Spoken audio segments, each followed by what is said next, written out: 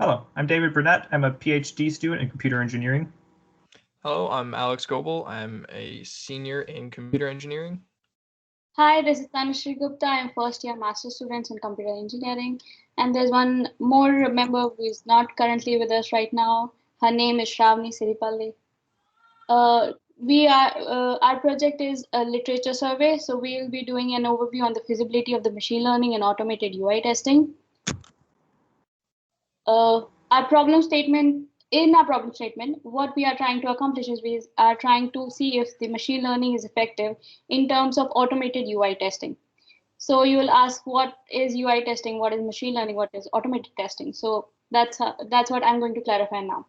So a little background about what is GUI. GUI is actually a graphic user interface, which is one of the most famous user interface right now, which allows users to interact with the application using icons and images, which is pretty good because not everyone knows how to run a command on an application. So yeah, it's pretty cool.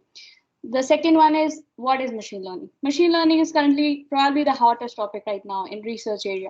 It allows computer to learn from the data itself to do certain tasks, and it doesn't need a human intervention in every step. And that's why we feel that machine learning for our current topic is appropriate. So, and third and the last is automatic testing. Why do we need automatic testing if we have so many engineers and testers available to us? Let me clarify one thing, that user interface is kind of a convoluted process and it's very labor intensive and time consuming. So this automated testing that we are discussing right now is one of the major problems currently in the UI industry. So by this literature survey, what we are trying to achieve is we are trying to state if machine learning is a good replacement for our current manual testing. So in order to accomplish this, we broke down the big task of testing of UIs into three different subclasses. So first off, we want to test web UI.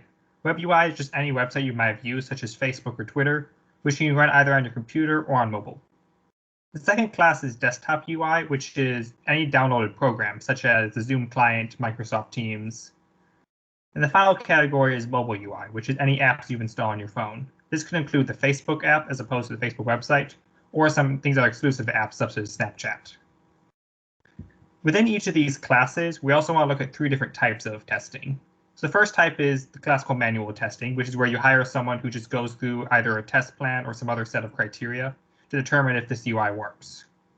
The second one is what we're calling standard automation, which is just any methods of automation which don't utilize machine learning.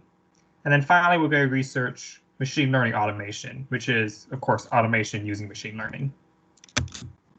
Within our research, we want to ask three questions related to each of these methods in the different areas. The first question is, how effective is the method? Does this method provide a good coverage of test cases, or is it overall inadequate?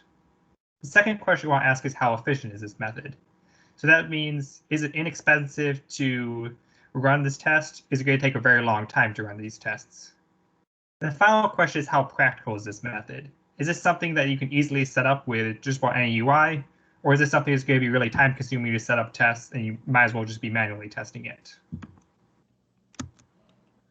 So we decided that our best approach would be to break our team down into two sub-teams. And one sub-team is going to be dedicated to research and testing with machine learning.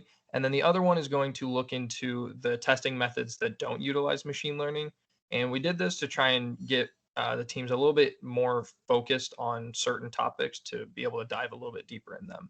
And on the next slide, we'll talk about the timeline and how we have that broken up. And as you can see, we have it broken up into the three updates that we need through the semester. And then we have our last chunk as being the final presentation. And in each of these updates, we're going to have kind of a planning period at the beginning. And then the majority is going to be doing our research. And at the end of each of these updates, we're going to have kind of a meeting where we discuss everything that we found and figure out where it fits into the puzzle. And each one of these is going to build upon the final product. And then the final presentation is going to be planning right at the beginning and then fine tuning everything and making sure everything is exactly how we want it. And then finishing it up with all the reporting. And that kind of summarizes our whole presentation. Thank you for watching.